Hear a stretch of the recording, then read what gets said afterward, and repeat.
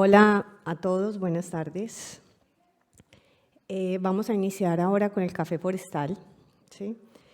Desde las dependencias de la Universidad Mayor les damos la bienvenida a este primer Café Forestal de este quinto ciclo de charlas dirigidas a estudiantes de Ingeniería Forestal de nuestro país. Este año el formato de Café Forestal se adaptó a los cambios post-pandemia y junto a Corma estaremos recorriendo las universidades que integran este proyecto, realizando charlas de forma presencial y esto obviamente nos tiene muy contentos. Mi nombre es Claudia Montoya, soy ingeniera forestal de formación base y tengo un magíster en estudios urbanos regionales de la Universidad Nacional de Colombia y un doctorado en geografía de la Universidad Católica de Chile. Actualmente soy profesora asistente de la Escuela de Ingeniería de la Universidad Mayor y mi carrera profesional ha estado dirigida, concentrada a impulsar proyectos estratégicos de planificación y gestión territorial con énfasis ambiental y de recursos naturales. Hoy seré la moderadora de este Café Forestal. Saludamos a la distancia a todas las personas que están siguiendo este Café Forestal a través de las redes sociales de Corma. Asimismo, quiero saludar a todas las universidades que hacen parte de este proyecto, la Universidad de Chile, la Universidad de Concepción, la Pontificia Universidad Católica de Chile, la Universidad de Aysén, la Universidad Austral de Chile y la Universidad Mayor, que es la que nos cobija hoy en este evento. Ahora le pido por favor a Soledad Reyes, jefa de los ecosistemas sustentables de Corma, que suba un momentito para hacer como una presentación, una bienvenida a este café. Soledad.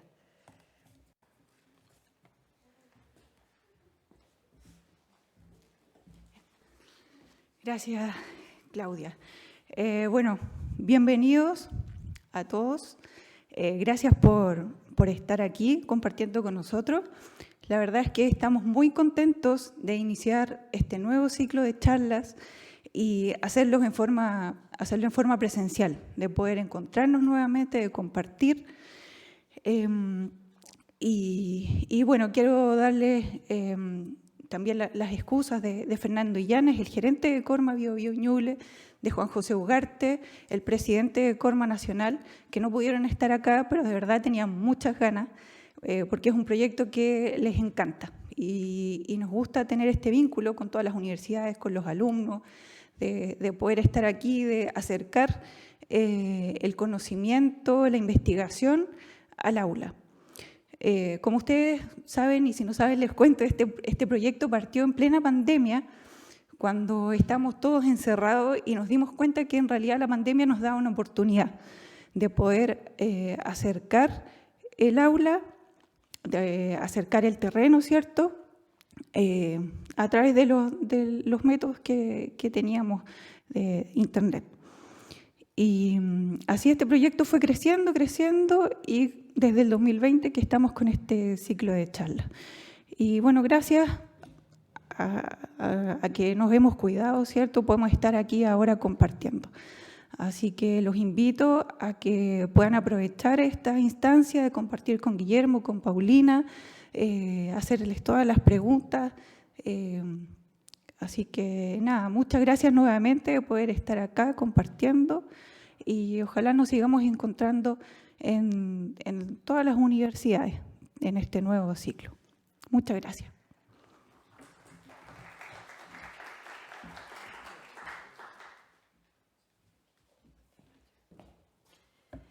Bueno, hacerles una solicitud especial y es que, por favor, que todos vivimos tan conectados en este mundo, a ver si nos desconectamos un poquito del celular, que no vaya a interrumpir, por favor, a los invitados.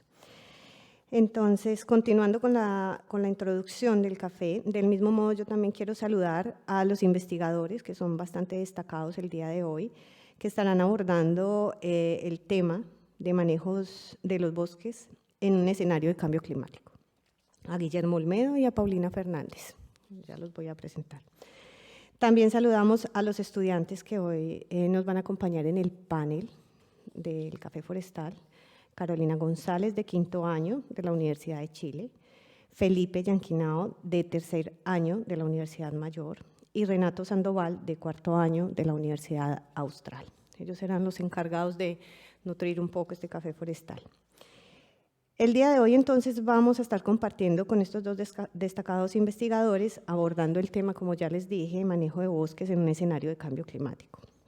Como todos bien sabemos, el cambio climático indica o implica una variación que es significativa y duradera de los patrones climáticos, que trae consigo una serie de repercusiones ambientales importantes, como sequías prolongadas, fuertes lluvias en cortos periodos de tiempo, aumento del nivel del mar también, retroceso de los glaciales, entre otros. En este contexto, la vegetación se ve fuertemente afectada y su protección y restauración y, por lo tanto, conservación debe ser una prioridad de todos. Para iniciar este café forestal, quiero invitar a nuestro primer expositor, Guillermo Olmedo. Guillermo es ingeniero agrónomo de la Universidad Nacional de Cuyo.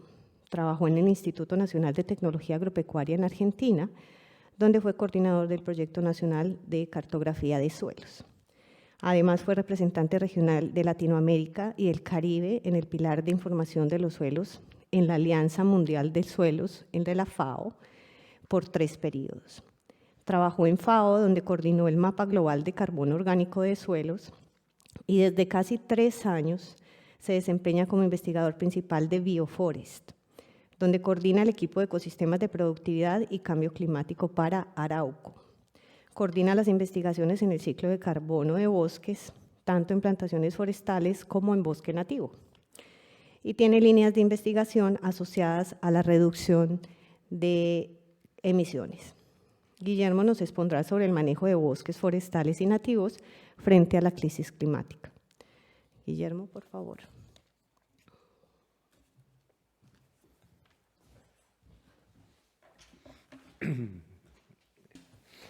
Vale, sin mascarilla, ¿no? Sí. Vale, gracias. Bueno, yo voy a hacer esta presentación un poco también en nombre de un equipo de trabajo que están ahí a la derecha y les voy a contar un poco cómo vemos desde una empresa forestal el cambio climático, digamos, con relación a los bosques que manejamos. En la práctica voy a plantearlo desde 2 ejes diferentes. Uno es adaptación al cambio climático y el otro va a ser mitigación al cambio climático, ¿sí? En adaptación, básicamente, es cómo nos preparamos para el cambio climático, qué cosas hacemos para reducir la vulnerabilidad al cambio climático. O sea, decimos, sabemos que va a pasar algo, entonces, ¿qué cosas tenemos que hacer ahora para prepararnos mejor para eso? ¿De acuerdo? Y eso tiene que ver mucho con que los forestales pensamos en largos plazos, digamos, en muchos años. Entonces, las plantas que plantamos ahora van a vivir en el clima de dentro de unos cuantos años.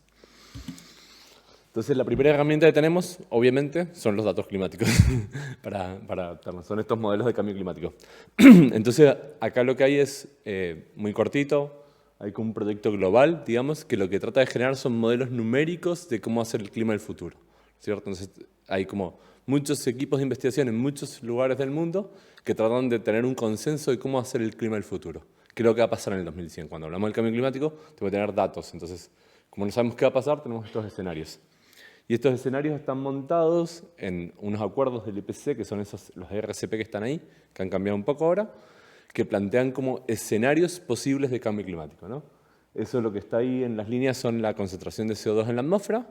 Se supone que más CO2 va a haber más aumento de la temperatura media global, y entonces hay diversos escenarios, ¿de acuerdo? Ese que sale ahí, estos son un poquito viejos, pero ese RCP 8.5 es casi como si no hiciéramos nada. Digamos, seguimos emitiendo CO2, seguimos quemando petróleo, no hacemos nada. Eso es lo que va a pasar con la concentración de CO2. Y lo que va a pasar con la Tierra es medio catastrófico, digamos, si pasa eso. Por el contrario, el 2.6 es si en el 2020 nos hubiéramos comprometido y hubiéramos cortado todas las emisiones prácticamente. ¿De acuerdo? La mala noticia es que la realidad hoy, después de unos cuantos años, se parece más a la del 8.5 que a la del 2.6. ¿De acuerdo? Entonces, eso un poco es lo que plantea un poco la alerta y vamos a hablar un poco más en la mitigación. Pero entonces nosotros partimos de estos modelos que dicen cómo va a ser el clima del futuro y en base a esto entendemos qué temperatura va a ser en el 2040 y cuánto va a llover en el 2040. Entonces tenemos como estos gráficos, acá están del 2.6 y el 8.5, los dos escenarios más extremos, Y lo que tenemos ahí es la marcha de la temperatura máxima, la marcha de la temperatura mínima mensual y la marcha de las precipitaciones, ¿de acuerdo? En esas zonas de colores, ¿de acuerdo? Y las líneas negras que tenemos ahí son lo que pasa en la realidad. Lo primero que pueden ver, lo que pasa en la realidad, es que cambia, varía un montón, hay un montón, así. Hay años que llueve menos, más, así, pero lo que sí hay son tendencias, digamos. Esa tendencia, por ejemplo, en la línea roja, en la zona verde, es la tendencia de las precipitaciones reales. Entonces sabemos que estamos atravesando un periodo de sequía muy grande, ¿de acuerdo? Entonces, estos datos climáticos nos dan un poco la base de tratar de entender cómo va a ser el clima del futuro. Es súper complejo esto, pero para que tengan un pantallazo, digamos, de sobre qué climas trabajamos. Estos son generalmente acuerdos globales, es bien diferente, son modelos, digamos, no sabemos qué va a pasar. Pero es un poco predecimos, además. Los climatólogos siempre saben que predecir el futuro es bastante difícil, digamos. Cuando no llueve, todos se quejan. La segunda herramienta que tenemos nosotros es un modelo, que no sé si lo han visto en la facultad, pero es interesante, probablemente algunos sí, que son estos modelos basados en procesos. Básicamente son modelos que tratan de vincular el clima y el suelo con la productividad forestal, ¿no es cierto? Y usamos uno que se llama 3PG, que es bastante famoso, se usa en muchos países, está parametrizado para muchas especies y nosotros hemos parametrizado para las especies que plantamos en Chile en las condiciones que las plantamos en Chile, digamos. O sea que tenemos datos bien sólidos de cómo se comporta fisiológicamente el árbol ante el clima y el suelo, ¿de acuerdo? Y es un modelo bastante reconocido, de hecho recibió un premio en el 2020, recibió este premio, el Marcus Wallenberg Prize, que es un premio bastante importante en la investigación forestal, a este modelo, a la capacidad de este modelo para predecir cómo es la productividad forestal. No me voy a meter en este diagrama para nada, pero sí para contarles que entonces lo que hace este modelo es itera mes a mes y dice, ok, hay tanto sol, las plantas pueden hacer tanta fotosíntesis, tienen tanta agua en el suelo, hay tanta demanda evaporativa de la atmósfera, y por lo tanto van a poder hacer tanta fotosíntesis. Y esa fotosíntesis la van a alocar en las raíces, la van a alocar en el tallo, la van a alocar en las hojas, ¿de acuerdo? Y entonces esas hojas que crecieron el siguiente mes, de vuelta va a haber tanto sol, van a poder hacer tanta fotosíntesis, va a haber tanta agua disponible en el suelo y va iterando, digamos. Entonces uno puede, planteándole cierta condición climática, luz, agua, suelo, fertilidad del suelo, y hacer iterar y hacer crecer la planta en ese entorno simulado. Entonces lo que nosotros hacemos es alimentamos este modelo con los modelos climáticos que les decía y podemos predecir cómo van a crecer los árboles. ¿Sí? Cortito. Una de las primeras cosas que uno puede hacer con esto es decir cómo es la productividad forestal para cada especie a lo largo del país, ¿no? Tenemos información de suelos, sol, temperatura, precipitación con los modelos y podemos decir, ok, el globulus, que es el primer mapita, es el Eucalyptus globulus. ¿Cómo es la productividad del Eucalyptus globulus en diferentes lugares? Entonces ahí vemos que ahí en el Golfo Arauco está más verde, más oscuro, la productividad es mejor. A medida que nos vamos hacia el norte empieza a haber menos disponibilidad hídrica, baja la productividad, ¿de acuerdo? O hacia el sur, nos vamos a la cordillera, empieza a hacer mucho frío y crece menos el árbol, ¿de acuerdo? Esto está hecho para un set de datos reales, digamos, que conocemos el clima porque es un clima del pasado y no del futuro. Lo mismo lo hacemos para nitens, que es la otra especie que plantamos, y también lo hacemos para pino radiata, que es la tercera especie que plantamos más. ¿De acuerdo? Entonces uno con esto puede ver cómo es la productividad ahora. Y esto, si uno lo afecta por estos escenarios, puede ver cómo va a ser la productividad en el futuro. ¿De acuerdo? Podemos ver dónde va a aumentar la productividad, dónde va a bajar la productividad. ¿De acuerdo? Ante diferentes escenarios. ¿Sí? Me voy a parar un poco más en esta. Para contarles un poco, el primer mapa que está ahí es la salida de nuestros modelos actuales. Dice que en promedio qué es lo que esperaríamos de la productividad forestal. Pero claro, como esto ya pasó, esto es del 2020 y ya pasó, podemos medir la productividad real y ver si el modelo ajusta bien o ajusta mal. Entonces les quería contar eso. Lo que se ve ahí es un mapa de diferencia, digamos, lo que nosotros predecíamos y lo que pasó de realidad. Y vemos que hay muchas zonas del mapa que están rojas. Donde está rojo el mapa es que la productividad forestal fue menor que la que esperábamos. ¿De acuerdo? Y eso, que uno podría decir es que le fallamos en las predicciones, en realidad tiene que ver con otros fenómenos que no son el cambio climático, que se acoplan al cambio climático. Y en este caso es la mega sequía que estamos viviendo ahora en Chile, que ojalá que este año empiece a aflojar un poco, pero ¿sí? Entonces, esto es lo primero que les quería contar, digamos. A la hora de manejar bosques ante escenarios inciertos, nosotros podemos echar mano a modelos climáticos para saber cómo es el clima, junto con modelos basados en procesos, y podemos tratar de predecir la productividad y qué es lo que va a pasar. ¿Para qué hacemos esto? Y porque capaz que con las condiciones del futuro no sea adecuado plantar tal especie en tal lugar, digamos, o O en el escenario del futuro, el lugar donde esperábamos que produjera 300 metros cúbicos va a producir 200, ¿de acuerdo? Entonces uno se puede adelantar, digamos. Como les decía, la adaptación, lo que se plantea en la adaptación al cambio climático es cómo uno se prepara para saber lo que va a pasar al futuro y sobre todo en una industria que maneja tiempos largos, qué cosas deberíamos hacer o dejar de hacer para aminorar los efectos negativos del cambio climático, ¿de acuerdo? Ese es el primer punto que les quería contar. El segundo, también unos gráficos medios complejos, pero el primer gráfico que está ahí arriba relaciona la temperatura de los días más cálidos del año con la superficie que se quema por incendios. ¿De acuerdo? Capaz que ya lo tenía el concepto de que si hace más calor y además llueve menos, los incendios son más severos. ¿De acuerdo? Entonces, estos escenarios también nos permiten predecir qué tan severos van a ser los incendios en el futuro. ¿De acuerdo? Con los datos climáticos podemos correrlos y ver qué tan severos son los datos climáticos del futuro. Un buen ejemplo es esta tabla. Esta tabla muestra 4 niveles de severidad de incendios, moderado hasta crítico. Esto está relacionado con la magnitud del incendio ahí en superficie, que es la segunda columna. Y lo que relaciona es el porcentaje de los incendios de cada categoría a lo largo del tiempo, desde el 80 hasta el 2060. ¿De acuerdo? Y si miran ahí un poco los números, pueden ver que los incendios moderados empiezan a caer de 16% a 0%. Los altos también empiezan a caer y empiezan a subir los extremos y los críticos. ¿De acuerdo? Entonces nos empieza a plantear de que solo por el cambio climático la situación de los incendios es cada vez peor. Digamos, los incendios, las situaciones así como el incendio del 2017, cada vez son más probables. ¿De acuerdo? Entonces, de vuelta, desde el punto de vista de la adaptación al cambio climático, uno lo que dice es, con estos datos, ¿cómo me preparo para eso? ¿Qué tengo que empezar a hacer o dejar de hacer para prepararme para eso? Esto lo podemos ver también en un mapa. Podemos ver como la zona negra, que es la del secano central, digamos, sigue siendo negra, pero podemos ver que hacia el sur empieza a meterse esa zona roja y esa zona naranja, digamos, que son los eventos de mayor criticidad. ¿De acuerdo? Entonces, lo que podemos empezar a ver acá es que en zonas donde el riesgo de incendio no era tan alto, empieza a ser más alto, digamos, y donde podemos tener eventos mucho más críticos. ¿De acuerdo? ¿Y qué podemos hacer como forestales para enfrentarnos a eso? Bueno, ahí empieza a cómo preparar el bosque, quizás las podas, quizás las distancias de plantaciones. Hay varias cosas en el manejo forestal que podemos hacer para hacer que nuestro bosque sea más resistente a un incendio. ¿De acuerdo? Porque lo que nos dice esto es que el incendio va a estar presente, digamos. Entonces, todo lo que hagamos para poder hacer que el incendio sea de menor intensidad es lo que tenemos que hacer.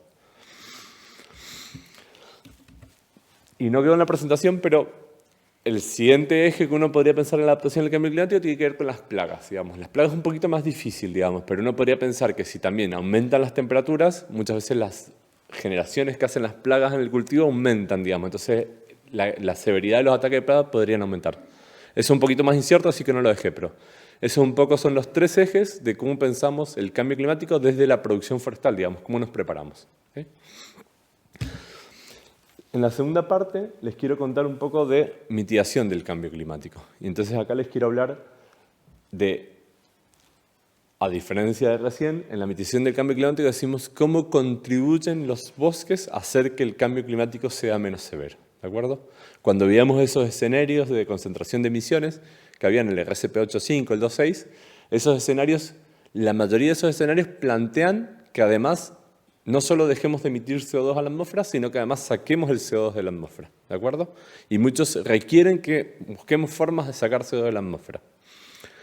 Si uno separa globalmente, hay lugares donde hacen máquinas que procesan el aire en la atmósfera, le extraen el CO2 y lo concentran, digamos. Y después tomamos ese CO2 concentrado en la atmósfera y lo enterramos a profundidades altísimas. Eso es casi roza lo ridículo todavía. ¿Por qué? Porque tiene un costo de energía altísimo, tiene unos costos gigantescos, digamos, y estamos como inventando. Funciona muy bien en países donde hay mucha energía, ¿sí? Y no hay mucha demanda de esa energía, ¿no es cierto? Islandia, ¿no? Energía geotérmica, poca población. ¿Qué hacemos la energía? Sacamos CO2 de la atmósfera. Pero en una situación donde la energía tiene otros usos, empieza a ser como ridículo. Y ustedes, como son todos forestales, saben que los árboles y todas las plantas hacen lo mismo. Toman el aire de la atmósfera, le sacan el CO2 y tiran lo que sobra, ¿no es cierto? Entonces, al final hay una máquina que es parecida a esa que estaba hablando de Islandia, que son los árboles, ¿de acuerdo? Entonces, nosotros sabemos que los árboles, a través de la fotosíntesis, sacan el CO2 de la atmósfera y lo integran en sus estructuras carbonosas hay en la madera, ¿no es cierto? La mitad de la madera es carbono al final, ¿de acuerdo? Y es carbono que además viene de la atmósfera, ¿de acuerdo? Entonces aquí está un poco nuestros estudios se enfocan en entender cuál es el potencial de mitigación, cuánto CO2 podemos sacar de la atmósfera, qué pasa con ese CO2, qué pasa con las cosechas, ¿de acuerdo? Y eso es un poco lo que les voy a contar en esta parte. Sin entrar tanto en detalle porque el tiempo, con lo que el tiempo permita. Entonces, no quería no mostrarles este concepto que es como uno de los conceptos claves, digamos. Esto es de Nature Conservancy y plantea cómo, esto trata de plantear cómo las soluciones basadas en la naturaleza para el cambio climático, digamos. ¿Qué es lo que podemos hacer con la naturaleza para el cambio climático? Entonces, lo primero que les quiero contar es este gráfico que está a la izquierda, está muy bueno para mí, que dice, lo más importante que tenemos que hacer es proteger nuestros ecosistemas naturales, ¿de acuerdo? Si desmontamos el bosque nativo, si seguimos deforestando, todo el carbono que ya tiene acumulado ese bosque nativo pasa a la atmósfera, y si hacemos eso, no importa lo otro que hagamos, nos vamos al peor escenario, ¿de acuerdo? Así que la clave es proteger los sistemas actuales. ¿Sí? El carbono que tenemos almacenado en bosques, ese es el que tenemos que conservar ahí, ¿sí? Sobre todo en el bosque nativo. El segundo eje que podemos trabajar tiene que ver con los sistemas que son antropizados, digamos, como las plantaciones o la agricultura.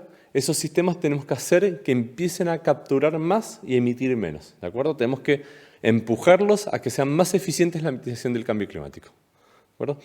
Ahora, pensando en forestales, nada más que podríamos hacer, bueno, tiene que ver mucho con las especies que crecen más rápido, capturan más carbono, naturalmente, ¿sí?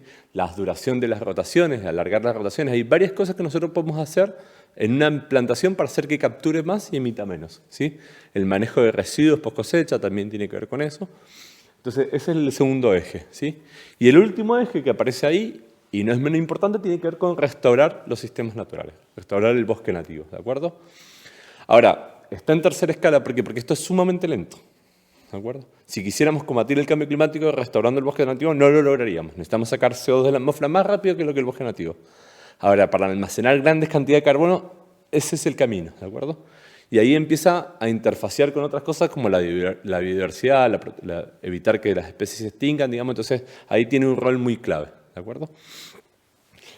Y el segundo, así en tono un poco apocalíptico, ese segundo gráfico que está ahí, muestra de vuelta, este es el camino a las emisiones, el gris que está al principio son las emisiones históricas, el negro es si no hiciéramos nada, ¿sí? Y el verde es lo que tenemos que hacer para evitar los escenarios más graves de cambio climático, ¿sí?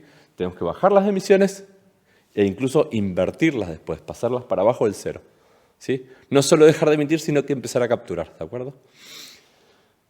Y es apocalíptico ¿por qué? Porque la zona verde que sale ahí es el rol de la naturaleza en eso. ¿Sí? El rol de la naturaleza llevado por nosotros.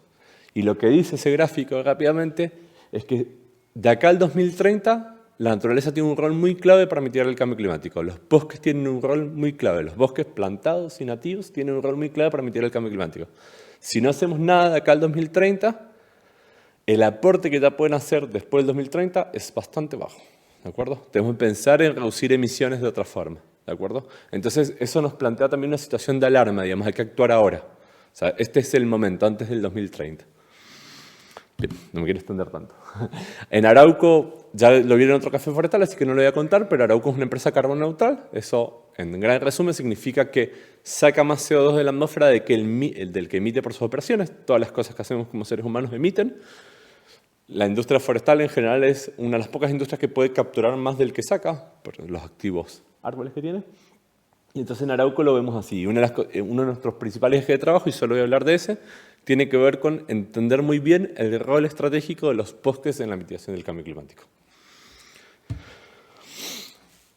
Está tan súper compleja esta diapo, perdón, pero lo que les quería contar con esta diapo es, vamos a nada más que al lado derecho de la diapo para ustedes, ¿no? Si vemos el lado derecho de la diapo, habla de 4 pools de carbono, ¿sí? El primero es bastante obvio, ya lo sabían. Cuando piensan en dónde está el carbono de un bosque, entonces dicen en los árboles, ¿de acuerdo? Las ramas, los fustes, eso, ahí está el carbono almacenado. El segundo, que no es tan visible, pero también es un poco obvio, son las raíces. ¿Sí? Todo el mundo sabe que el árbol además tiene raíces y las raíces también están hechas de madera y por lo tanto de carbono. ¿Sí? Y después aparecen 2 pools, que es de donde vengo yo, es mi área de trabajo, así que le tengo aprecio, y que son el forest floor, el piso forestal, digamos, el mantillo, la hojarasca, y el suelo mineral que está por debajo de la hojarasca, ¿de acuerdo? Entonces, si uno quiere entender cuál es el rol de los bosques en la mitigación del cambio climático, tiene que entender esos 4 pools de carbono, esos 4 reservorios de carbono y qué tan importantes son, ¿de acuerdo? Entonces, una de las cosas que nosotros hicimos con mi equipo de investigación fue tratar de entender qué es lo que pasa en una plantación en estos 4 pools. Y estamos tratando también de entender un bosque nativo, es mucho más complejo un bosque nativo, pero estamos tratando de entenderlo. Hay un profesor acá, el profesor Salas, nos ayuda mucho con eso. No sé dónde está. Y a través de cómo hacemos eso, de este lado está un poco, obviamente que entender el vuelo forestal lo hacemos con los métodos que tienen los forestales ya, los inventarios forestales, el uso de datos LiDAR, ¿sí? A veces tablas de rendimiento porque no hay otra. Y para entender el suelo y el piso forestal era bastante una incógnita cuando yo empecé a trabajar en esto. Habían pocos datos en Chile, entonces hicimos como una campaña y tenemos algunos datos, pero son bastante pocos. Y en cuanto al suelo, hay muchísima información, digamos. Arauco, solo por sus actividades forestales, tiene una red de casi 10.000 calicatas, ¿de acuerdo?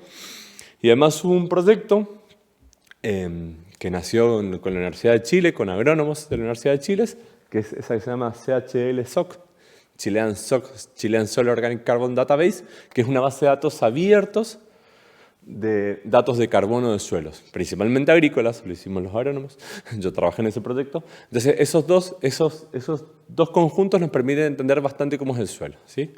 Entonces, ahora yo les voy a hacer una pregunta, se las dejo retórica capaz, pero de esos pools, ¿cuál es el más importante? Esos 4 pools que están a la izquierda, a la derecha, ¿cuál es el más importante? Probablemente todos sepan que son los fustes, ¿no? Hay mucho carbono. ¿Y el segundo? ¿Cuál es el segundo? Y ahí viene la duda. Y ahí viene un poco, bueno, mi trabajo antes de trabajar en Bioforest tenía que ver mucho con eso. Mucha gente no sabe que el siguiente pool de esos es el del suelo, ¿sí? El del suelo mineral, ¿sí? ¿Cuánto? A veces es tan importante como el de los fustes, ¿de acuerdo? Y además, por si no lo leyeron, cuando hablamos del pool del suelo mineral, estamos hablando solo de 30 centímetros del suelo, ¿sí? Probablemente si yo les cuento que si hacemos un pozo de 30 centímetros en el campo, miramos el suelo ahí y yo los trato de convencer que ahí hay tanto carbono como en los fustes, nadie me va a creer, ¿de acuerdo? Pero si sacan los datos, se corrobora y se corrobora en todo el mundo, digamos. En todos los ecosistemas muchas veces el suelo almacena la mitad del carbono del sistema. Los primeros 30 centímetros de suelo solamente, ¿de acuerdo? Entonces acá está el spoiler, ese era el spoiler, acá está el dato, eso es lo que pasa en Chile. Bueno, en Chile anda como entre el 30 y el 45% más o menos, de acuerdo a las especies, y eso es de rotación. Entonces, acá algunas cosas rápidas. En general, a edad de cosecha, el 50 o más porcentaje, o entre el 40 y el 60 ahí, del carbono está efectivamente en los fustes, en las ramas, en la corteza, en las hojas. Hay como un 10% en las raíces, un 3 a un 5%, en algunos lugares 8%. En el mantillo forestal, en esa capita, así que a veces tiene 20-30 centímetros de desarrollo. Y para Chile lo que nos dio es que hay entre el 30 y el 45% en los primeros 30 centímetros de suelo, ¿okay? No en todo el suelo, los primeros 30 centímetros de suelo. El carbono se acumula arriba, en todos casos, entonces es un poco tramposo, pero solo en esos 30 centímetros de suelo, ¿de acuerdo? Entonces, una de las cosas claves que nos plantea esto es cómo cuidamos los suelos como forestales, ¿de acuerdo? Entonces, cómo tenemos que proteger esos suelos y cuidarlos y reducir sus impactos, porque ahí está gran parte del carbono del sistema que va a perdurar en el tiempo. ¿De acuerdo? Bien. Nosotros hicimos un trabajo, hay una publicación, ahí están los pools a lo largo de las regiones, pero también a lo largo de los suelos y a lo largo del clima de Chile. No me puedo detener en esto, pero es bastante como lo esperarían. Hacia el sur hay más carbono, hacia el norte, cuando es seco, hay menos carbono, y en los sistemas de las cordilleras hay más carbono, en el secano central menos. Está publicado, así que lo pueden leer ahí, no hay mucho tiempo para analizarlo.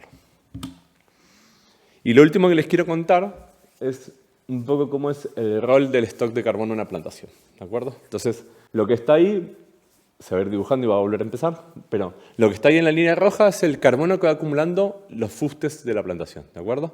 Los plantamos ahí en el año 0, estos pinos empiezan a crecer, y al año 20 los cosechamos, ¿de acuerdo? Los cosechamos y volvemos a cero, uno podría decir, ¿de acuerdo? Pero lo que pasa es que cuando los cosechamos, esa madera que cosechamos, y esto está hecho con los datos de Arauco, va a productos forestales, ¿sí? Hay un porcentaje de esa madera que termina siendo el piso de la sala donde estamos, el techo de la sala donde estamos, ¿de acuerdo?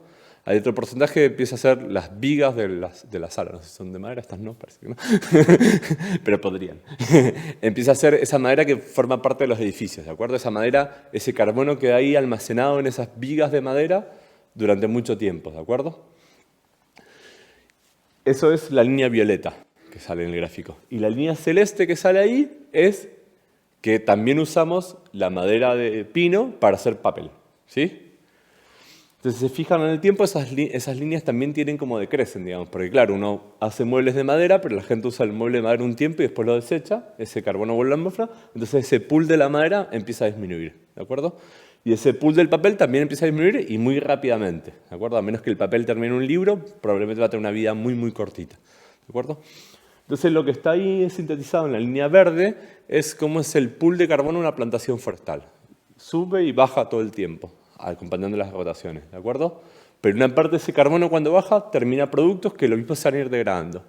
Pero al final, digamos, tenemos como una situación que en muchas rotaciones va acumulando carbono, tanto en la plantación que está en ese momento en pie y en los productos que quedan. Digamos, queda un mueble de la primera rotación, una puerta de la segunda y algún libro de la actual. Digamos, ¿de acuerdo? Eso lo mismo lo podemos hacer para Euca, ¿sí? En Euca lo que pasa es que el Euca captura mucho más rápido, ¿de acuerdo? La línea roja sube súper rápido, ¿de acuerdo? Y lo que vemos ahí en los productos, en este caso en Arauco hacemos dos cosas. Hacemos pulpa para papel y hacemos, el que está con violeta hacemos pulpa para textiles, ¿de acuerdo? Entonces los textiles tienen una vida mucho más larga que el papel. Lo mismo los dos tienen una vida suficientemente corta como para que este sistema esté como en un equilibrio rápidamente, entre un equilibrio rápidamente y no captura mucho más. Tiene productos de vida corta, ¿de acuerdo? Y la última, para mostrarles, acá está. La línea roja es el resumen que les mostraba recién de pino, la línea verde es el resumen de eucaliptus. Ambas tienen como una media móvil para que uno se imagine más o menos en promedio, porque si no depende si se para justo en la rotación o justo donde se para, entonces hay como una media móvil para verlo. Y la línea azul, esto está calculado para pino y euca plantado en la provincia de Arauco, ¿de acuerdo? Entonces ahí el bosque nativo ahí que hay bastante ahí, hay roble coihue. Y esa línea azul es cómo se comportaría un roble coihue, ¿no es cierto? Y hay algunas cosas que aprender de acá. En general, la captura es mucho más rápida en una plantación forestal, ¿sí? Son máquinas mucho más rápidas para sacar CO2, ¿de acuerdo? Ahora, para acumularlo en el tiempo, no, porque como los vamos a cosechar y una parte va a ir a productos nada más, no acumulan tanto volumen de carbono. El bosque nativo, en cambio, se fijan esa línea aumentando y esa línea no está en una meseta ahí, no termina, va a seguir subiendo, ¿sí? Se va a demorar 200 años más que el gráfico, pero va a seguir subiendo y va a acumular una gran cantidad de carbono, ¿de acuerdo? Eso nos vuelve al punto de por qué había que proteger esos sistemas naturales que ya han acumulado carbono, que no están empezando de cero, sino que ya acumularon el carbono, ¿de acuerdo?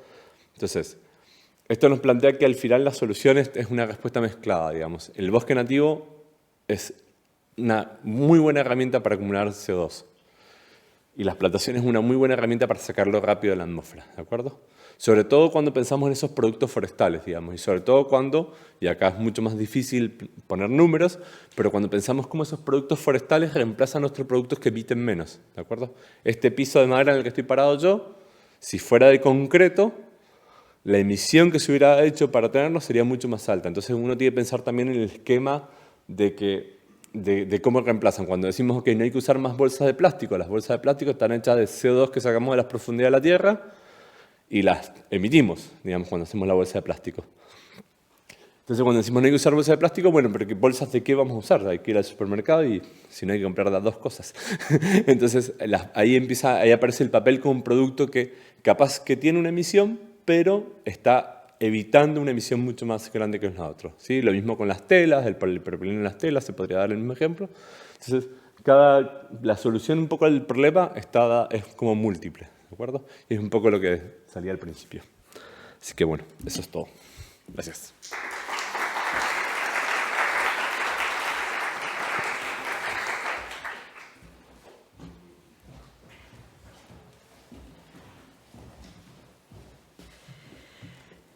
Bueno, muchas gracias, Guillermo, por tu exposición.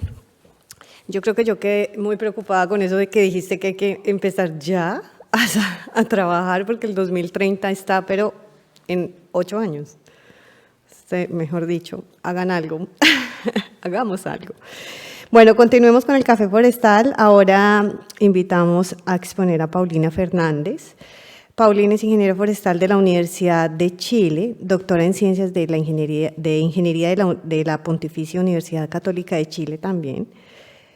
Se desempeña como académica de la Facultad de Agronomía e Ingeniería Forestal de la Pontificia Universidad Católica de Chile, dictando cursos en área de silvicultura, arbolado urbano, así como en el Magíster de Arquitectura del Paisaje, la Facultad de Arquitectura, Diseño y Estudios Urbanos de la misma universidad.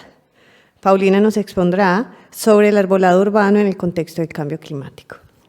Así que, por favor, Paulina.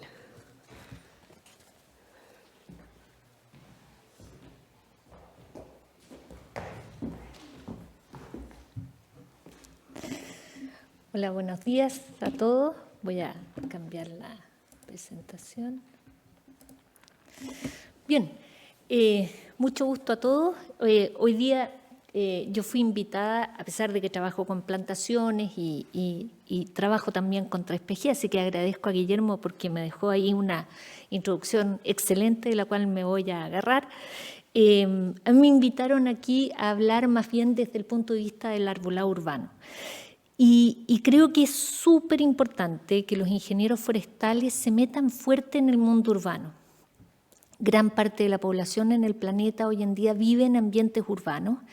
Muchos de ellos, la única relación con la vegetación a lo largo de su vida es en el contexto urbano.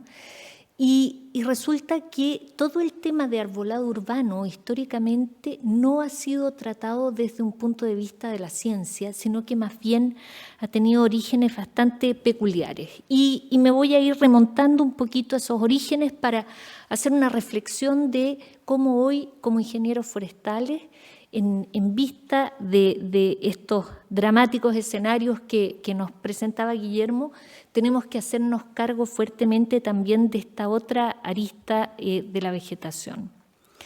Y me voy a remontar un poco a por qué tenemos hoy lo que tenemos a nivel de paisajismo. La verdad es que nuestro país hasta mediados del 1800 funcionaba con un par de especies, los álamos que habían traído los primeros españoles, Pinus pinea por ahí, por allá, etcétera, pero urbanamente prácticamente eran los álamos y un par de otras especies. Ya una vez como patria nueva, ¿verdad? Y a mediados del siglo XIX, comienza una visión más urbanística de Santiago y de otras ciudades y ocurre un fenómeno que yo lo encuentro extraordinario. Magistralmente se inaugura la Quinta Normal de Agricultura, que ustedes hoy día la conocen más bien como un parque muy bonito, ¿verdad?, ahí en la zona de Quinta Normal. Sin embargo, nace con un concepto muy potente como una escuela normal de agricultura para enseñar sobre agricultura y como un jardín de adaptación de especies. Y en los planos originales, nosotros hicimos un proyecto de investigación hace algunos años con la profesora Romy Het de la Facultad de Arquitectura. En los planos originales había una serie de cuarteles para probar variedades de vides, variedades de trigo, variedades de maíz, etc. Y además se le encarga a un agrónomo italiano, don Luis Sada Di Carlo, que planifique la parte forestal.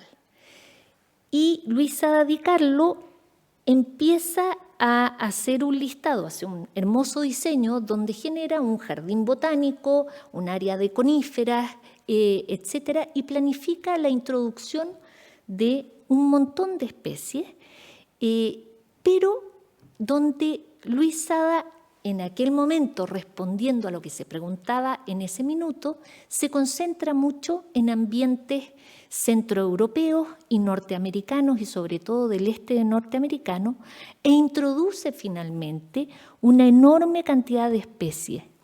Introduce por lo menos unas 150 especies de las cuales un 67% provenían de bosques templados lluviosos, laurisilvas, taigas y selvas tropicales. Es decir, casi un 70% de las especies que llegan a la quinta normal no pertenecían, por ejemplo, en el caso de Santiago, a climas mediterráneos.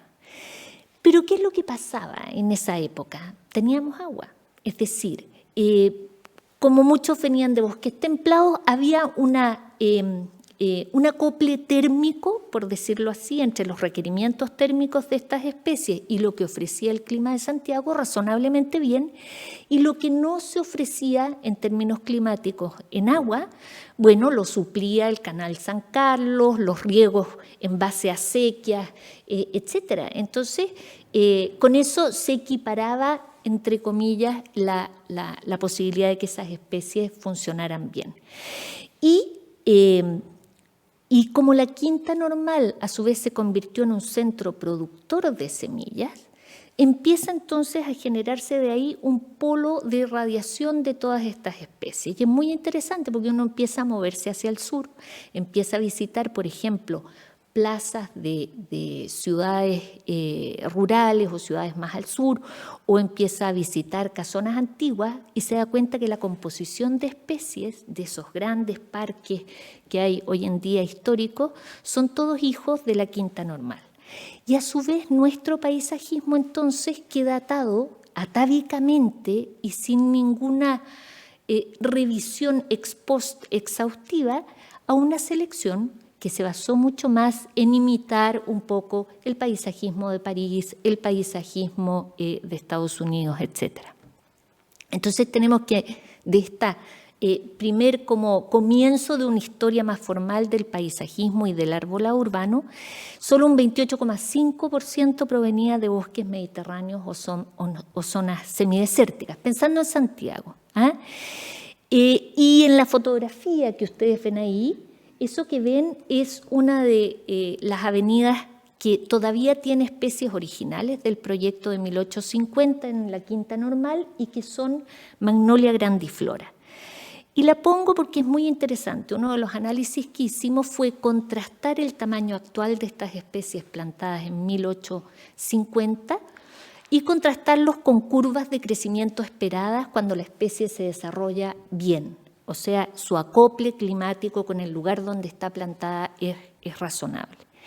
Y estas magnolias están tremendamente atrasadas en términos de crecimiento. Es decir, eso demuestra que después de 170 años, paso a paso, yo siempre le digo a los estudiantes, los árboles son mentirosos, porque sobreviven. Logran, ¿verdad?, a pesar de que a veces uno los pone en condiciones muy extremas, muy fuera de sus reales requerimientos térmicos de radiación y de temperatura, logran vivir.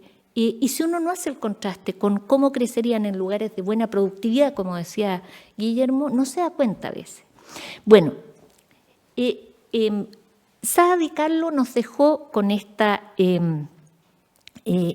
herencia en la cual ya en su primer proyecto empiezan algunas especies a no funcionar, pero queda un buffer de especies muy grande que logran funcionar razonablemente y se instalan en Santiago. ¿Qué ocurre hoy?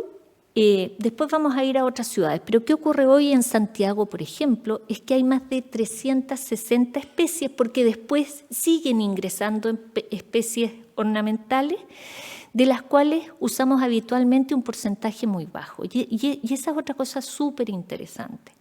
Otra de las cosas que uno detecta a nivel de arbolado urbano es que nos guiamos por moda, no por ciencia. Entonces, de pronto se nos ocurrió que había que llenar todo de tulíperos y empezamos a plantar tulíperos. Y hace años atrás estuvieron de moda las robinias o estuvieron de moda los acernebundos y no hay cuestionamiento y se empiezan a usar. Entonces, lo que hemos ido observando en otro proyecto que es sobre diversidad taxonómica en Santiago es que tenemos más de 360 especies dando vuelta. Algunas muy famosas, es decir, que están en muy alta cantidad, y otras que se han plantado en forma muy restrictiva porque no prendieron en términos de fama, pero están en Santiago. la buena noticia es que podemos volver a revisar nuestra matriz de especies. En este proyecto sobre diversidad taxonómica, como revisando primero qué tenemos a la mano, ¿verdad? Hemos hasta el minuto revisado que hay al menos 365 especies en Santiago, de las cuales, ¿verdad?, un 76% son latifoliadas, 17% coníferas y casi 7% son arecáceas, hay palmeras y palmas chilenas. Pero aquí viene una cifra que es importante, un 79% son exóticas y un 18,6% son nativas. Y aquí una pausa, porque a veces hay una especie de fundamentalismo malentendido de decir, oye, hay que poner solo nativas. ¿Ah? Yo creo que hay que tener cuidado porque los ambientes antrópicos son tremendamente, o sea, los ambientes urbanos están antropizados. Entonces, no necesariamente una especie nativa de aquí, de la cuenca de Santiago, va a funcionar bien en un ambiente ya urbano. En ese sentido, al contrario, tenemos que pensar mejor en qué especie realmente se adapta a nuestro ambiente urbano. Por supuesto, si es posible privilegiar especies nativas, fantástico, porque además uno ayuda con eso a recuperar ciertos nichos, ¿verdad?, para otras especies que habitaban en esas especies nativas, como especies de aves, etc.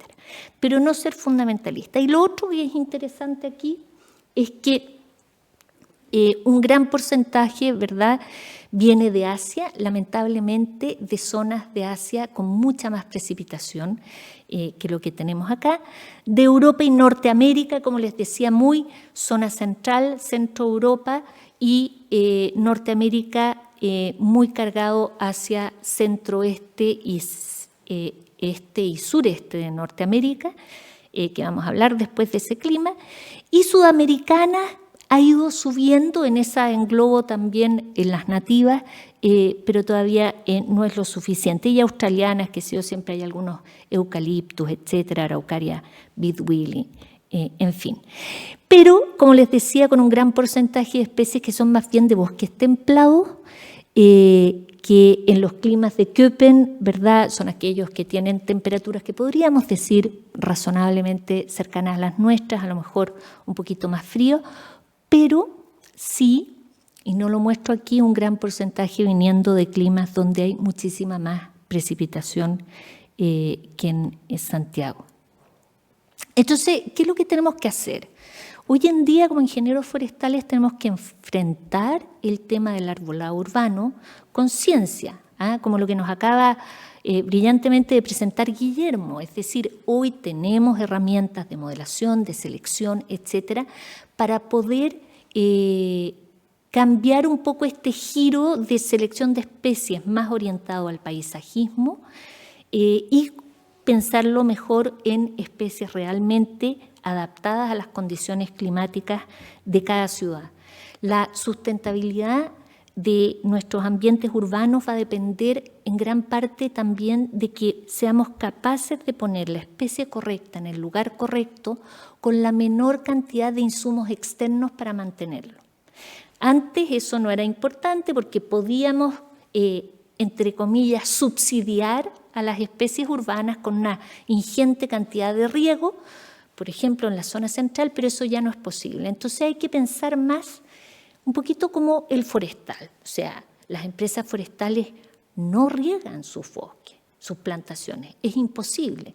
Por lo tanto, ahí se hace un trabajo muy delicado de selección exactamente o de la especie en un primer nivel, con el clima del lugar donde vamos a poner esa especie, y después un segundo nivel que es la selección genética. Es decir, ver qué genotipos dentro de una especie tienen un mejor acople con una situación A, B, C de temperatura, balance hídrico, etc. Entonces, yo lo grafico esto como un embudo, ¿verdad?, en que teniendo uno claro primero cuáles son los requerimientos fisiológicos de las especies con las que vamos a trabajar, requerimientos de suelo, de luz, de temperatura, de agua, y por supuesto también otros aspectos importantes como la fragilidad fitosanitaria, ¿verdad?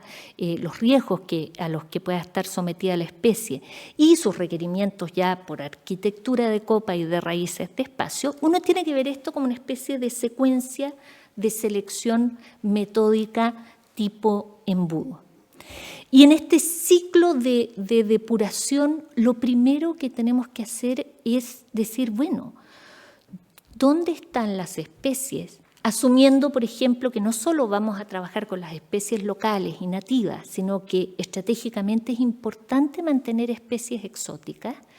Yo soy una defensora de las especies exóticas en los ambientes urbanos porque dan prestaciones que las especies nativas no dan. Un Cedrus libani, por ejemplo, que puede llegar a 30 metros de altura, puesto frente a un edificio con ventanas hacia el poniente en que en la tarde le llega un sol terrible, es capaz de generar sombra con los años a varios pisos de altura. Cosa que nuestro quillay, que es más humilde en altura y que llegará a unos 12, 15 metros, no es capaz. Entonces, a eso me refiero, a que no hay que desechar todo el beneficio que puede traer la vegetación no nativa. Pero lo primero es ser realista y me voy a adscribir aquí al ejemplo de Santiago, pero hay que asumir nuestra condición local y buscar a nuestros pares. O sea, dejar de buscar, ¿verdad?, en la zona de Florida, en Estados Unidos, como el Taxodium disticum, o dejar de buscar en Centro Europa, como la Fagus sylvatica, y mirar a quiénes son nuestros pares. O sea, en nuestro caso, California, la cuenca del Mediterráneo, por ejemplo, el Líbano, el este de la cuenca del Mediterráneo, la zona de Perth en Australia, Marruecos, etc. Nos duele porque ya las especies que ahí habitan son especies adaptadas a zonas semiáridas y por lo tanto son especies que por diseño crecen más lento, son más bajas, hay un tema ahí de arquitectura hidráulica que les impide ser muy altas, en fin, pero hay que hacer el duelo y asumir que ese es el paisaje que nos corresponde. Entonces, en este primer paso, lo que yo insisto es que con especies que ya están o especies futuras, lo primero que uno tiene que hacer es ver, bueno, ¿de dónde viene? ¿Cuál es el clima de origen de esta especie? ¿Dónde se da en mejores condiciones? Y hacer lo que se llama un matching climático, una comparación climática macro, que hoy en día además la tenemos que adecuar no a hacer esa comparación con el clima de hoy, sino que a lo mejor, como tú decías, Guillermo, hay que pensar en ya empezar a hacer esa comparación con lo que nos están diciendo los escenarios futuros. Y visto así, y aquí les voy a presentar 2 o 3 ejemplos de un proyecto en el cual estamos analizando la adecuación climática de distintas especies ornamentales. Les presento aquí un mapa de Chile con la selección de algunas ciudades donde a través de distintos modelos de comparación climática hemos ido comparando el clima de origen de esta especie, en este caso, por ejemplo, Magnolia grandiflora, con las condiciones climáticas de cada una de estas ciudades y lo hemos convertido en un índice muy simple de 0 a 1. Es decir, mientras más cerca a 1 es que hay una mucha mayor o mejor coincidencia térmica o hídrica y números bajos significa que está muy desacoplado. Entonces, Magnolia grandiflora, para mantener el ejemplo, especie que les sigue encantando a los paisajistas y a mí me encanta como especie, lamentablemente viene del sureste de Estados Unidos. Vean ahí ustedes el diagrama ombrotérmico, donde llueve mucho justamente en los meses de altas temperaturas. Es decir, es una zona donde llueve también en verano. Por lo tanto, es una especie que no tiene ninguna adaptación, por ejemplo, al déficit hídrico, y por eso funcionó tan mal históricamente en la quinta normal, porque seguramente a pesar del riego era insuficiente, y viene de una zona con una temperatura muy templada, muy agradable, pero con mucha disponibilidad hídrica. Luego, si uno empieza a compararla con algunas ciudades, por ejemplo, con Antofagasta tiene una coincidencia térmica fantástica, pero hídrica casi cero. Con La Serena, poquito menos de coincidencia térmica, pero hídrica también muy baja. En Santiago, ¿por qué ha funcionado? A pesar de que no ha funcionado bien, pero porque la coincidencia térmica raya en algo razonable, 0,6, pero definitivamente hídricamente está fuera de lugar. Y si uno va bajando, la coincidencia térmica va disminuyendo y va aumentando la hídrica, por ejemplo, en Concepción. Y en Puerto Montt la especie ya se encontraría bien hídricamente, pero muy mal térmicamente. En resumen, es una especie que en realidad no correspondía a muchas de las condiciones de Chile y que a lo mejor hay que empezar a hacer la despedida. Escogí también para mostrarles Pinus pinea. Pinus pinea es una especie extraordinaria, es un pino de la cuenca del Mediterráneo que llegó con los primeros españoles, por lo tanto hay individuos en varias partes de Chile, en lugares agrícolas, etcétera, y también hay en la Quinta Normal, o había, se murió. El gran individuo que había en la Quinta Normal murió hace poco. Y Pinus pinea viene de una zona más cercana a la nuestra, ¿verdad? Y entonces si uno hace la revisión en Antofagasta, en La Serena, ¿verdad? Tiene una muy buena coincidencia térmica, pero mala hídrica. En Santiago tiene un muy buen acople térmico, pero hídrico está como en el borde, por lo tanto es una especie que uno podría empezar a decir sí, y se usa mucho como árbol ornamental, por ejemplo, en la cuenca del Mediterráneo, Montpellier, Lisboa, etcétera. Madrid tienen Pinus pinea, Roma es la ciudad del Pinus pinea. Entonces, es el tipo de especies que están en la matriz urbana. Se puede pedir su propagación en viveros, hay otros proyectos que también trabajan con Pinus pinea y lo tenemos olvidado. Y hacia abajo, ¿verdad? Curiosamente en Concepción coincide muy bien también y hacia abajo se va desacoplando en términos térmicos. Y pongo a colación también liquidámbar, que es otra especie que nos encanta, ¿verdad? En términos paisajísticos, da unos colores rojos, otoñales, preciosos, pero nuevamente viene de una zona totalmente desacoplada en términos climáticos para Santiago. Sin embargo, liquidámbar en Concepción funcionaría bastante mejor. Y así uno puede empezar a repasar un montón de especies. Yo les traje estos pocos ejemplos, donde uno ve que especies que si uno hace el ajuste macro, puede ya rápidamente empezar a decir, oye, esto funcionaría de la Araucanía hacia el sur, esto funcionaría aquí o allá. Pero ese es el primer filtro en el cual nos podemos apoyar y hoy en día como forestales ustedes tienen las herramientas y los conocimientos, ¿verdad?, para hacer comparaciones de climas y para analizar más precisamente los requerimientos. Y como los decía, porque además tenemos que hacer los benchmarking correctos, o sea, en general nos comparamos con los lugares equivocados y aquí lo que he hecho en este gráfico fue poner una serie de ciudades chilenas y extranjeras. Allá tienen Santiago, por ejemplo, y las barras son las precipitaciones medias y el puntito negro es simplemente la temperatura media. Siempre las comparaciones climáticas hay que hacerlas a lo largo de todo el ciclo de crecimiento, no solo con los promedios, pero esto es para hacer un resumen. Y fíjense ustedes que este Santiago, que en el año 1850 se comparaba con París, con Berlín, con Nueva York, etcétera, en realidad en términos climáticos está a la altura de Marrakech, de Ankara en Turquía, de San José en Estados Unidos, Los Ángeles, Atenas, Casablanca en Marruecos. Si uno quisiera ver, bueno, qué están haciendo ellos, está comparable con ciudades en Israel, etcétera. Y así pueden ver ustedes también otras ciudades en Chile que en el fondo, no sé, Concepción sí se puede comparar, por ejemplo, con Nueva York. Si quisiera ir a ver, bueno, qué están haciendo en Nueva York en términos de selección de especies y quieren hacer esta benchmarking de cómo lo hacen ellos, bueno, hay que buscar también al par estratégico que corresponda. Pero después tenemos otro problema no menor, que es que las ciudades tienen una cantidad de microclimas súper complejos. a diferencia de un campo abierto, ¿verdad?, en que uno puede decir, oye, el clima que me ofrece la estación meteorológica es el clima del lugar.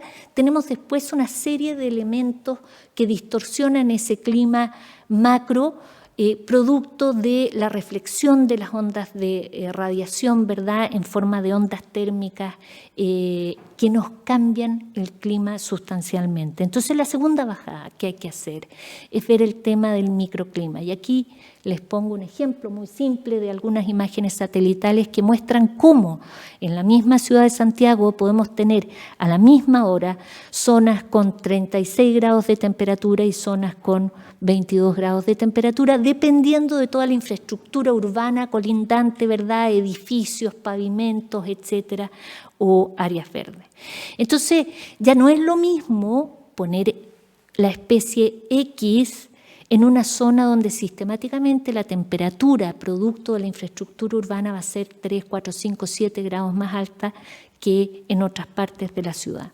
Y ese mapeo microclimático hay que hacerlo, nuevamente, cualquiera sea la ciudad, para poder poner la especie correcta en el lugar correcto. Y ustedes ven aquí algunos ejemplos de cómo justamente cuando se hacen isotermas térmicas en ciudades uno ve que las zonas con muchos edificios altos que generan mucha reflexión de onda corta, bolsones de temperatura alto, donde hay mucho tráfico, etcétera, se producen, ¿verdad?, zonas en que comparado al clima de una estación meteorológica en una zona un poquito más rural, pueden llegar a tener 6 grados de temperatura, y a medida de que uno se aleja a zonas de edificaciones más bajas y espacios más abiertos, ya se acopla ese microclima más al clima general. Entonces no podemos desconocer eso, porque si ustedes deben haber experimentado también esa sensación de que uno de repente va caminando por una calle y está entre medio de los edificios, está razonablemente templado y sale a una avenida con micros y sol, etcétera, y es como que se cambiaron varios grados de latitud en términos de clima. Y lo otro es que dentro de ese análisis de microclima tenemos otro efecto urbano muy curioso, que es todo el tema de la radiación solar. Y aquí les traje un par de simulaciones, que les traje 2 momentos de simulaciones que hacemos para ver la disponibilidad de radiación solar directa en algunos puntos. Y aquí ustedes tienen, ¿verdad?, una intersección de calles donde hay, esto es una simulación que hicimos en Santiago, hay edificios de 50 metros de altura y donde, mostrando aquí en 2 momentos, en invierno, en el punto amarillo de la fotografía llegan 0 horas de luz directa. 0. O sea, es el equivalente a que fuera el fondo de una quebrada, ¿verdad?, entre medio de unos cerros altos. Y en verano le alcanzan a llegar en el momento peak, ¿verdad?, 3,45 horas de luz directa. Y ahí tienen ustedes una fotografía, eso es en Marín con Carmen. Entonces, ese es otro aspecto importante. Nosotros sabemos que las especies forestales tenemos especies que son tolerantes a la sombra y especies intolerantes, y entonces en ese acople también hay que preocuparse de que esa especie reciba la cantidad de radiación para la cual está diseñada. Hay que pensar que las especies forestales vienen evolucionando hace millones de años en distintos ecosistemas a nivel mundial, y que lo que hacemos los seres humanos es extraerla de su ecosistema con todo su aparato fisiológico, morfológico, etcétera, adaptado para eso, y le decimos, oiga, ¿sabe que de pronto viva en una condición absolutamente distinta? Entonces, nuevamente, tenemos muy buenas herramientas hoy en día para poder hacer esta bajada mucho más precisa. Y aquí les muestro el mismo Santiago de Chile, otra esquina X en que para el punto amarillo que ven ahí es una calle, esa es la calle Bilbao con Amapolas, donde el sol desde que amanece llega directamente, edificaciones bajas, etcétera. Entonces, cuando uno hace la modelación a lo largo del año, geométrica de la proyección del sol, en invierno llegan 7 horas de luz directa y en verano 12,5. Entonces, si además le añadimos que aquí hay alto tráfico, etcétera, uno podría perfectamente decir, esa calle en particular está más cercana a un clima semiárido, ¿verdad? Y de altas temperaturas, más tórrido que, por ejemplo, el de la calle Marín anterior. En fin, tenemos, no me voy a detener más en las herramientas, pero hoy existen muchas herramientas y modelos, etcétera, que nos permiten hacer algo mucho más adecuado.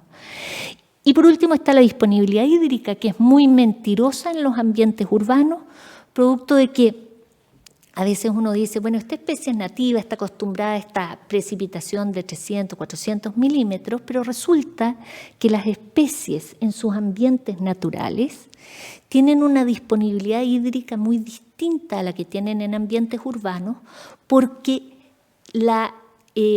el balance hídrico de sus suelos está basado no solamente en el agua local, sino que en el agua que escurre desde otros ambientes, y los suelos por lo demás son muy distintos. Y pongo aquí un esquema nomás de cómo una misma especie, cuando dicen, oye, Quillay debiera funcionar bien en Santiago porque es de la cuenca de Santiago.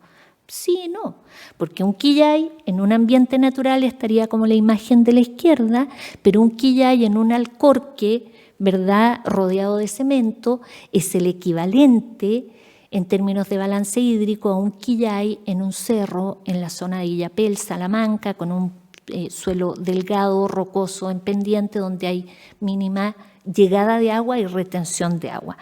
Y aquí les pongo una fotografía. Ese es un estudiante midiendo un árbol en condiciones realmente. Ese árbol, Santiago de Chile, es lo mismo que si estuviera, no sé, en algún cerro en la tercera región, en términos de acceso al agua. Entonces, tenemos que hacer esa bajada para después, ¿verdad?, hacer por último la bajada ya de las cosas más locales en cada lugar donde vayan a instalar un árbol, en términos de restricciones derivadas de todo el entramado de cañerías, etcétera.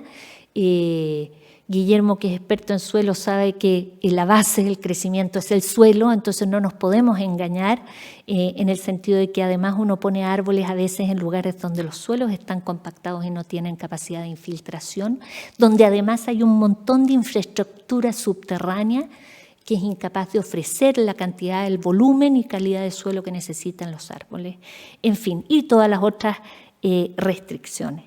Entonces, a lo que voy con esto es que si queremos enfrentar bien los desafíos que tenemos ni siquiera con cambio climático, o sea, yo diría que la primera limpieza que tenemos que hacer es ver que ya las especies que tenemos, aunque no tuviéramos escenarios de cambio climático, no estaban bien seleccionadas en un gran porcentaje para nuestras ciudades.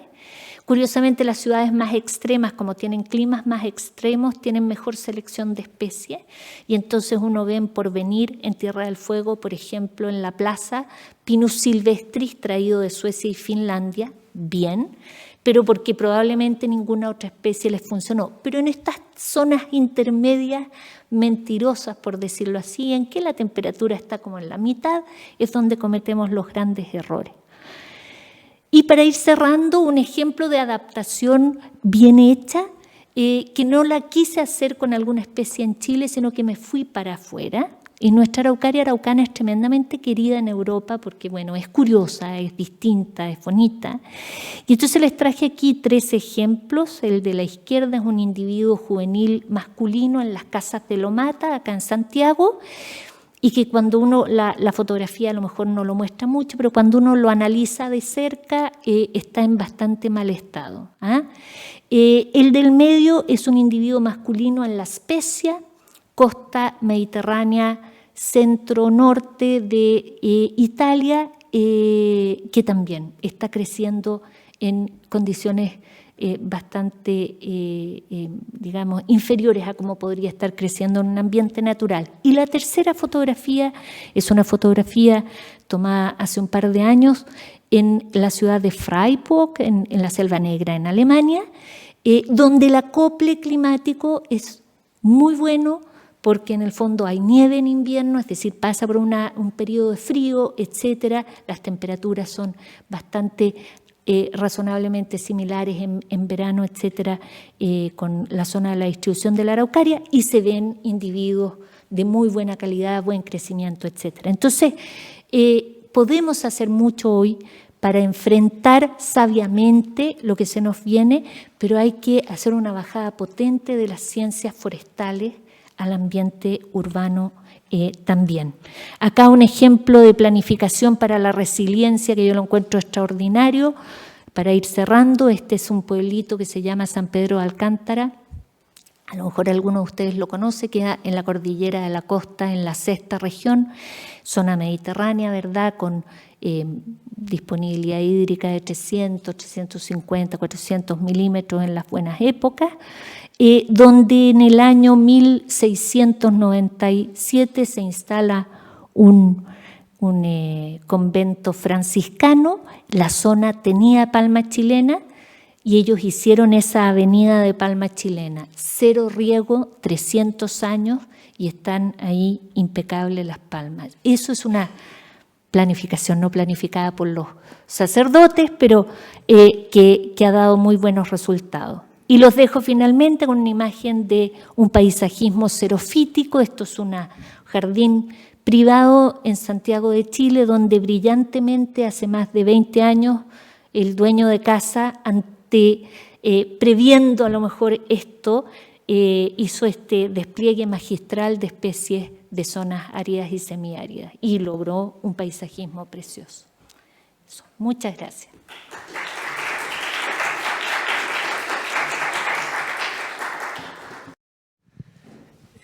Buenas, yo soy Renato Sandoval de la Universidad Austral y mi pregunta va para usted. Y le quería consultar que usted había mencionado de que si bien las plantaciones forestales tenían una rápida captura de carbono y el bosque nativo tenía una buena conservación, ¿cómo podríamos unir más este tipo de sistemas? Igual había mencionado en un inicio que si bien estamos en un contexto de cambio climático y las perturbaciones igual son más intensas como los incendios, ¿cómo ve usted el rol de los bosques secundarios, que en este caso podrían llegar a ser nativos, en un ambiente de productividad, como serían los bosques coetáneos? Y cómo esto también podría llevar a la restauración, finalmente, el pasar como estos bosques coetáneos, después de que tengan su etapa productiva durante los primeros años, y pasarlo a bosques más multiestratificados. Está buena esa pregunta. Capaz que Paulina me puede apatar un poco. Vale, en el escenario que yo planteé, digamos, en general, claro, los exóticos, las especies estas exóticas son las que se estarían usando para capturar más carbono y como para productividad forestal. Y lo que yo planteé un poco es que los nativos tienen ese rol de, o el rol nuestro es de conservar esos bosques nativos por el carbono que ya tienen almacenado, digamos. Ahora, hay algunos planteos, eso es un poco lo que se hace en Chile generalmente. Si bien entiendo, y capaz que me puedes complementar, entiendo que hay varios experimentos, por ejemplo con Raulí para plantaciones forestales, digamos, que Raulí podría ser una especie para eso. Lo que se me ocurre por ahí que puede ser un caso como lo que tú planteas, por ejemplo, en Nueva Zelanda se plantea plantar pino radiata, por su capacidad de capturar carbono muy rápido, pero después muchas veces no cosechar todos esos pinos, o que esos pinos funcionen como nodrizas para bosques nativos posteriores, digamos, ¿sí? Y de hecho, nosotros muchas veces cuando hacemos restauración, funciona mucho, si bien hay que controlar mucho los pinos en las zonas de restauración que vienen de plantaciones, muchas veces algunos pinos funcionan como nodriza y proveen sombra o algún comportamiento climático mejor para bosques nativos. No sé si contesto del todo tu pregunta, pero ¿Cómo podría llegar a traerse esto a Chile? ¿Cómo podemos ligarlo es viable empezar a vincular más? Sí, como te digo por ahí muchas veces, en la productividad forestal, excepto el caso que te comento que se está haciendo con Raulí, no conozco otros casos, pero hace poquito estoy en Chile, así que, pero no conozco otros casos así que se esté pensando en usar nativos para la productividad forestal. Hay muchos planes de manejo de bosque nativo también, pero digamos en un contexto de cambio climático probablemente mientras más rápido crezca la especie, más va a ser la captura. Ahora, lo que uno podría pensar es, ¿qué hacemos después? ¿Tenemos que cosechar todos esos pinos o podemos dejar esos pinos y después ir convirtiendo esa plantación de pinos a un bosque nativo? Eso podría ser un esquema que no lo hemos explorado mucho, pero podría ser una alternativa. No sé si- Sí, quizá para complementar, yo creo que hay que ser pragmáticos en el hecho de que es tanta la urgencia a nivel planetario del tema de la captura de carbono que efectivamente mientras más rápido crezca una especie, densidades más, densidades menos de la madera, pero raya para la suma, están acumulando más rápido carbono.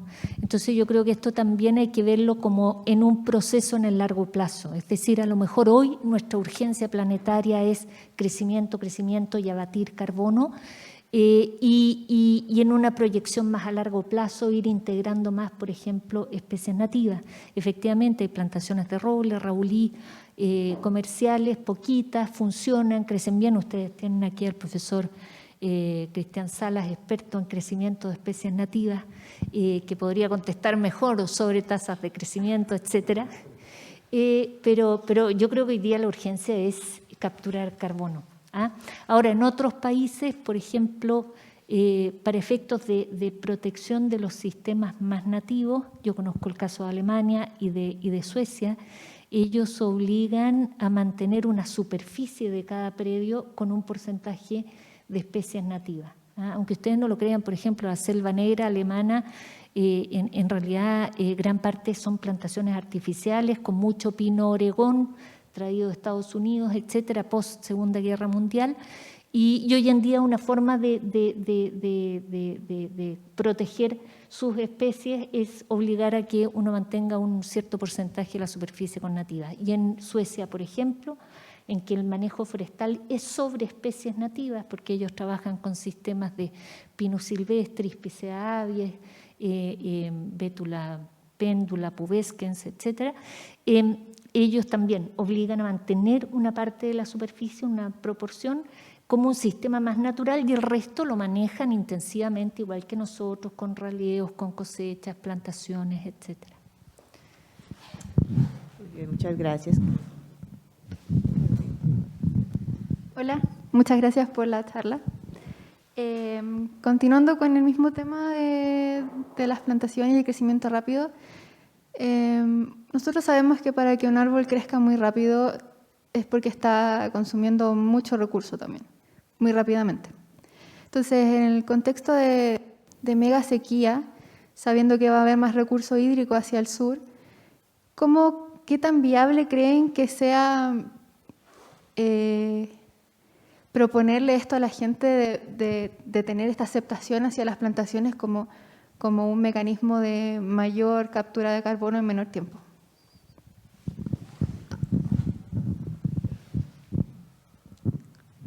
Vale, es muy buena pregunta. De hecho, es como una de las limitantes que tendríamos, digamos. No podríamos plantar árboles en todos lados porque tendría que haber disponibilidad de agua y además entender cuánta agua usa una plantación o cuánta agua usa cualquier uso del suelo, digamos, como clave. Nosotros tenemos varias líneas ahí para tratar de entenderlo. No es tan simple como uno cree, digamos, y principalmente no es tan simple de que un bosque de raulí, como decíamos recién, o un raku ahí en el sur, consuma mucho menos agua que una plantación. De hecho, eso está bastante... por ahí los datos no son tan claros, digamos. En general, digamos, un bosque nativo va a estar balanceado en general con la disponibilidad de agua del sistema. Y se va a usar todo el agua que pueda. Y eso mismo hace una plantación al final, ¿de acuerdo? Un punto clave es que entender a veces el uso del suelo de una cuenca como en su conjunto y entender el uso que hacemos los humanos, entender el uso que hacemos con la agricultura y el de las plantaciones y el bosque nativo. Es todo un problema así de cómo están conformados todos esos usos del suelo. Pero en la práctica no es tan simple. Si solo si tuviéramos bosques nativos, probablemente eso no habría mucho más agua de la que hay actualmente, ¿de acuerdo? O sea, casi que los problemas hídricos no están tan atados al uso del suelo. Tienen que ver mucho con el consumo que aumenta mucho de la población, que eso es una cuestión así clara, así de cómo ha crecido la población, y la demanda hídrica, y el uso hídrico de las personas, digamos, la gente antes era más conservadora en el uso de agua, y hoy uno usa mucho más agua para lo mismo, y tiene que ver con la disponibilidad hídrica que disminuye, digamos, ¿de acuerdo? Y después, recién ahí empieza a aparecer el factor del uso del suelo, ¿de acuerdo? Obviamente que no es lo mismo un bosque nativo de la de la región del Maule que un bosque nativo de Valdivia, no funcionan iguales, y obviamente que no es lo mismo un eucaliptus que un pino, ¿de acuerdo? Pero es una restricción, efectivamente, lo que tú dices, o sea, no es una solución para el cambio climático poner árboles en todos lados porque no hay agua por todos lados, ¿de acuerdo? El otro punto es que todos los árboles, en general, regulan muchísimo, hacen como todo un efecto de regulación hídrica en las cuencas. Entonces también eso es clave, digamos, los cambios de uso de suelos hacia bosques son positivos generalmente, ¿de acuerdo? Sean plantaciones, bosque nativo, ¿no? Y capaz que el último punto que me dejo tiene que ver también mucho con la edad de la plantación o la edad del bosque, digamos, ¿sí? Un bosque joven, en activo crecimiento, renovable, consume mucho más agua que un bosque adulto. Entonces por ahí también es una comparación, digamos, un bosque nativo adulto de 400 años consume mucho menos agua que si fuera un renoval, o que si ese renoval se parece más a una plantación. Así que es una zona un poco incierta, pero es muy buen punto. Quise complementar también que hoy en día, de todas maneras, tenemos nuevamente el tema de herramientas como para poder planificar mejor el consumo de agua. El mismo modelo que nos presentaba Guillermo Trespejé considera el consumo de agua, además de la radiación, etcétera, y lo hace en base a la cantidad de follaje que está teniendo en ese minuto la plantación o lo que uno esté analizando, porque ese es el que está demandando el agua y está haciendo la fotosíntesis. Entonces, una opción que nosotros hemos explorado a nivel de investigación, por ejemplo, es decir, bueno, si uno tuviese que poner una cota al consumo de agua de una plantación, lo podría hacer ya no pensando en hacer raleos cuando se alcanza un cierto tamaño, por ejemplo, sino a decir, vamos a dejar una cantidad máxima por hectárea de área foliar que consume agua. Y entonces cuando se llega a esa cantidad de área foliar, que el modelo permite calcularla, uno podría decir, vamos a bajar la cantidad de árboles para así mantener un cierto consumo con una cota, porque a lo mejor hemos llegado a la conclusión de que hay que liberar más recursos hacia abajo. Ahora, eso tiene un tema engañoso y es que las plantas son muy oportunistas, es decir, si uno abre mucho un rodal, supongamos que en una plantación en vez de tener 800 árboles por hectárea tienes 300, la plantación va a consumir menos agua, pero inmediatamente van a aparecer herbáceas y otras especies que van a aprovechar ese nicho y van a consumir. Entonces, no es tan fácil porque finalmente Madre Natura, y tú dijiste algo muy interesante, los árboles van a consumir lo que haya. Si hay más, van a consumir más. Y los árboles, en sentido amplio, árboles, plantas, arbustos, etcétera. Entonces, no es tan sencillo hacer el cálculo. Bueno, tenemos tiempo para una última pregunta, Felipe.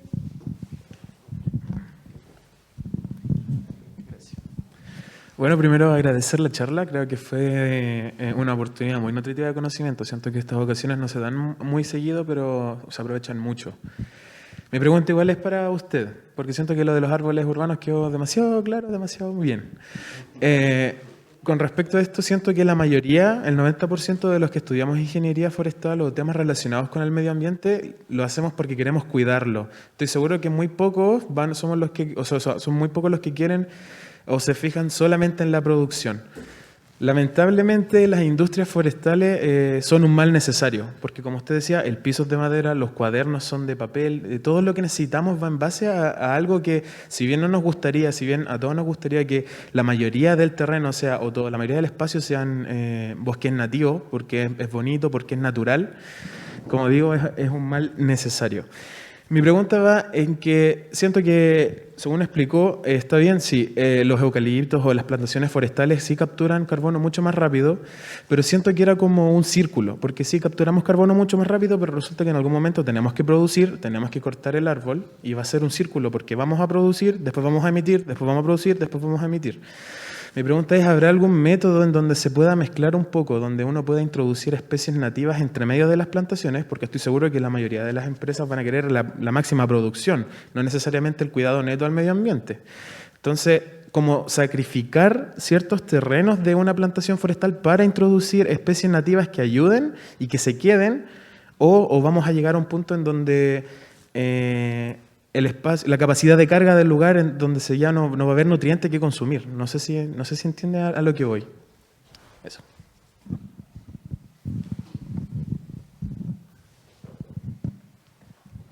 Vale, está bueno el punto, no sé si diría un mal necesario, pero está bueno el punto que al final, digamos, la industria forestal al final provee soluciones para algunas cosas que necesitamos,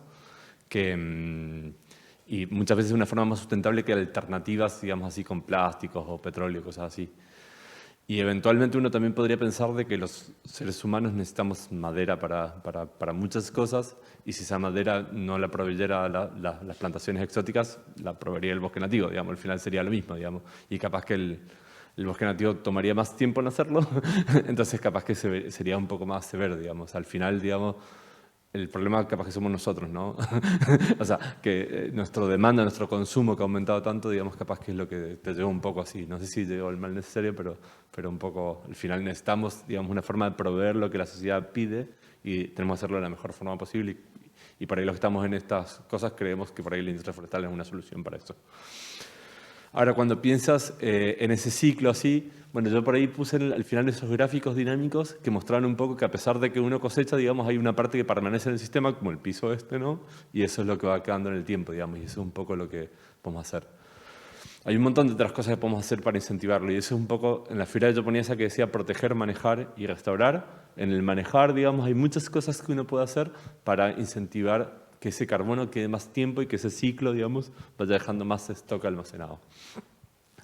En la que tú dices, por ejemplo, de tener zonas con bosque nativos, en Arauco, por ejemplo, el 30% de la superficie es bosque nativo. ¿De acuerdo? O sea, uno piensa, el 100% de la superficie que Arauco planta, el 30% es bosque nativo. Y si uno va a las plantaciones, está imbrincado, digamos, en las quebradas generalmente hay bosque nativo, digamos. Uno no ve como una situación, yo que soy agrónomo, los agrónomos generalmente estamos acostumbrados a paisajes mucho más antropizados constantemente, digamos. Acá aparecen bosques nativos todo el tiempo conectados, digamos. Entonces, en general eso existe, digamos. Y muchas veces eso lo que se busca es proteger los cauces de agua, generar como algunos efectos buffer y además producir sectores donde las especies de fauna, probablemente, se refugien, digamos, ¿no? Entonces, hay como un poco un modelo de eso. Así que creo que ya está un poco eso. En general, digamos, y sobre todo en muchas empresas forestales, no solo en Arauco, hay como alguna política además de ir restaurando bosque nativo, y además hay una política del Estado Nacional de ir restaurando el bosque nativo, digamos. Y eso tiene como fines proteger la diversidad, como decía, hay otros objetivos, no tanto la captura de carbono, pero o sea, eso un poco se hace. Ahora también hay un montón de otras cosas que podríamos hacer para mejorar ese ciclo que no tienen que ver con el bosque nativo. Por ejemplo, yo hablé recién de los residuos forestales, digamos, ¿no? Cuando uno cosecha las ramas, si uno deja las ramas ahí tiradas, esas ramas se pudren y eventualmente el carbono que está en esas ramas vuelve a la atmósfera, ¿sí? En un plazo bastante corto. Generalmente, antes de que volvamos a la siguiente rotación, ya no hay ramas, se pudrieron, ¿no? O lo que más probablemente pase es que si llega a haber un incendio, esas ramas van a emitirse de vuelta a la atmósfera rápidamente. Va a ser madera seca y tirada en el piso, finita. Incluso un incendio de poca severidad va a quemar todo eso. Entonces, por ejemplo, hay otras alternativas que es tomar esos residuos forestales y convertirlos en biochar, que es como un carbono así que permanece mucho tiempo. Entonces, digamos, hay algunos mecanismos, no son baratos, no son simples, pero que uno podría tomar el carbono que ya capturaron los árboles y almacenarlo en el suelo, ¿sí? Y eso podría ser una alternativa para hacer que ese ciclo que tú decías sea cada vez más favorable, que eso es lo que tenemos que buscar. ¿Sí? Un poco a vuelta a lo que decía Nature Conservancy, proteger lo que tenemos, natural, hacer que lo que administramos sea más capturador de carbono y menos emisor, digamos, y después al mismo tiempo también ir restaurando los sistemas naturales. Un poco. Sí, y lo otro que yo creo que podemos hacer de aquí a futuro es ir privilegiando el uso de madera sólida, porque es una forma, a pesar de que no te asegura de que ese carbono en algún minuto en el futuro se emita, sí te da una mayor probabilidad de que ese carbono quede retenido. Y de hecho hoy en día hay una gran línea acá en Chile de estimular y de investigar y desarrollar toda la tecnología necesaria para lo que es construcción en altura en madera. Es decir, dejar fijados en los edificios madera que a lo mejor pueda quedar ahí 30, 50, 100 años, etcétera. Y eso es tan importante como que a mí me impresionó mucho, y con eso cierro, cuando se quemó todo el techo de la iglesia, la catedral de Notre Dame en París, que le llamaban la Forêt, porque en realidad era una empalizada de unas vigas enormes puestas hace 800, 900 años ahí. Es decir, si no se hubiese quemado, es un ejemplo de cómo esa madera que había crecido hace, no sé, cerca de 1000 años atrás y que había fijado el carbono de esa época, aún la estaba fijando y la mantenía guardada en ese techo. Entonces, es una opción que tenemos que abordar con todos los pros y los contras. Estamos demasiado acostumbrados, ¿verdad?, al cemento, a los ladrillos, etcétera, y sin embargo hay hoy en día mucha tecnología desarrollándose y desarrollada para asegurar que uno pueda usar en forma mucho más, digamos, con más tranquilidad la madera. Hoy en día en Suecia, en Canadá, etcétera, hay edificios de muchos pisos hechos en madera. Entonces, es una invitación también a considerar a la madera como una parte mucho más integral del día a día, como una forma de estar contribuyendo a esta fijación de carbono. Bueno, hemos llegado al final del Café Forestal. Quiero agradecerle a los expositores por las muy buenas charlas que dieron y a los estudiantes por participar también en esta fase de preguntas. Muchas gracias a todos por estar aquí y esperamos volvernos a ver el 10 de agosto, miércoles, en la Universidad Austral de Chile, en Valdivia. Así que, bueno, muchas gracias.